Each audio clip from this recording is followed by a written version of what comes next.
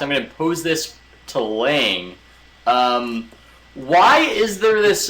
Why is there this thing around Atlanta where people don't like them, where people are against the Hawks or think that the Hawks are losers in some way?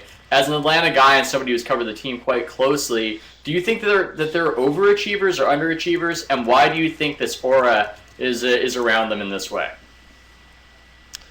I don't know if it's that people don't like them, but I think the word that you said a minute ago is the right word. It's trust. And I think people just don't trust the Hawks yet. I mean, they won the game one, and then you get game two without Rondo, and it's a game, you're at home, it's a game you should win, and you lose.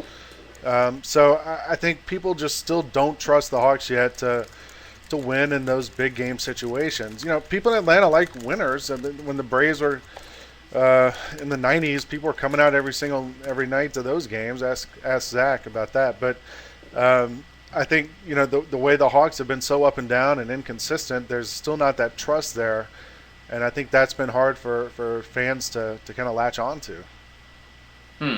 I'm also going to throw in some Celtics questions here because they're a team with a considerable fan base and history. It's not just going to be Hawks discussion, apparently. Jessica, you've had so many interviews up close and personal with these guys, especially KG. And when I look at Kevin Garnett, I think that he's the best player, but I worry that he plays roughly around 30 minutes during the regular season. The last two games, he's around 40 minutes. And last year, he seemed to really be wearing down at the end of the playoffs. So I'm wondering, do you think that he can get worn down by doing this? And does he say anything to that effect? Well, he said all season how his body, he takes a long time in the trainer's room now. Switching to that 5 spot has really, really taken a toll on his body.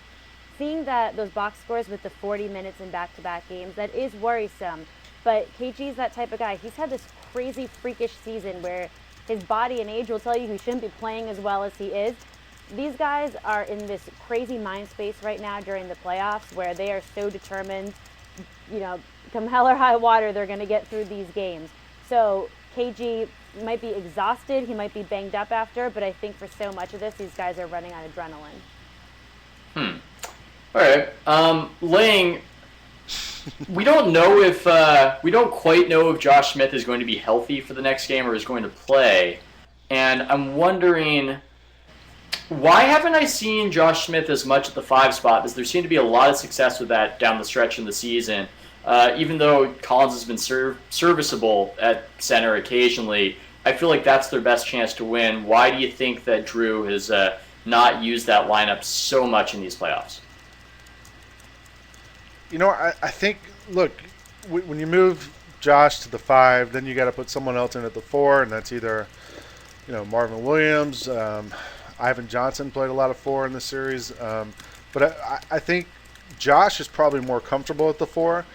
And you got Jason Collins, and Larry Drew likes Jason Collins. He's played well in the postseason. He's got experience. And I think really for the Hawks to withstand not having Al Horford and not having Zaza Pachulia, I think for Josh's sake and just trying to rest him and get him some longevity, keeping him at the 4 is probably their best option. At the same time, now he gets hurt. So, if he doesn't play this next game without Horford, without Pachulia, without Josh Smith, I really think the Hawks are going to struggle. It's going to be really hard. Of course, at the same time, it would be like the most Hawks thing ever if they win that game by like 20 points. Yeah, and to follow up on that, do you think that the Hawks' success in the regular season, obviously the Horford injury was a blow, but they still managed to win more games than we thought. Does this show by process of elimination that Horford and Josh Smith perhaps aren't the best pairing, that they might be redundant, and this is the final proof of that? Not to me. I think they do different things, and Horford's really the last 2 years become a really good 15-foot shooter, jump shooter. Josh has played on the perimeter more so because he's kind of had to, and I think he's probably without Al, he's been able to go inside a little bit more. But I think the two of them together is really the best option they have. It's hard to find an all-star center. They don't grow on trees, and they've kind of developed Horford into one. So I think the Hawks, their best option is keeping those two guys together. I think in the season, the reason they were able to be to kind of hang around and win so many games without Horford, the bench doesn't get talked about a lot, but they brought in a lot of guys, a lot of veteran guys from T-Mac to Willie Green to Vlad, all these guys who had been around for a long time and were comfortable coming off the bench, playing spot minutes.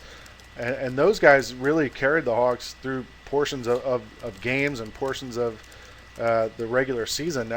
And so far, these first two games in the playoffs, the bench hasn't had a lot of production. So to me, I think you look at that bench, if the Hawks are going to have a chance to steal a game in Boston, somebody from the bench is going to have a big night, go off one game.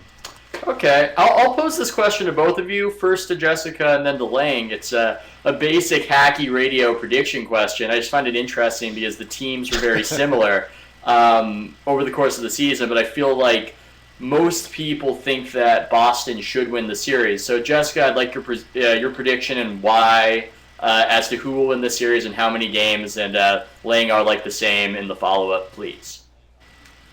My prediction from the beginning of this series has been Celtics in 6. I think that they just have more experience than the Hawks right now. I think if the Hawks couldn't beat the Celtics without Rajon Rondo the other night, you didn't even let the Celtics beat you. You just let Paul Pierce beat you. So if I were the Hawks, I would be concerned about that.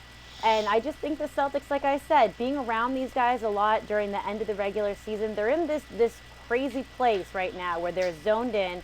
Game 1 was sloppy, and I don't think that's what we're going to see from them the rest of the series. Especially because Rondo's mad that he got suspended. So now he's going to come out angry in Game 3. I would say I think the Celtics will probably win the series too. I was hopeful, even without Horford, I was hopeful Pachulia could play some and the Hawks could get minutes from him as a Hawks fan. I was hoping they could figure out a way to win this series, but without Zaza, and if Josh is hurt, even if he's 75%, 60%, I just feel like the Celtics have the experience. They're probably better. They're better in the half-court offense. They're better executing in the half-court offense, and I think the Celtics, they're not afraid of anybody. If I'm another team in the league, that's what scares me about the Celtics is those guys. You're not going to intimidate them, and they've been in every situation. They're ready to go. So I think this is the Celtics series to win. And as a Hawks fan, I hope I'm wrong. Jessica, were you surprised that people were surprised by Paul Pierce's performance? Because that's what I took away from it last game. It was interesting to me that people were wowed by it. Do you think that it was an all-time performance relative to what he usually does, or do you think that's just him being him and people have kind of forgotten that he's still really good? Well, I was surprised by Paul Pierce's performance, so you can just put me in that group. I'm sorry. No, it's okay. It's okay. The thing about Paul Pierce is we have seen him have so many great individual performances over the years, and because for so long he had to be that guy. But since the Big Three era, you don't see that as much. And sure, there are going to be those ISOs at the end of the fourth quarter where he hits that big shots. But as of late, there's also been some of those shots that he's missed too.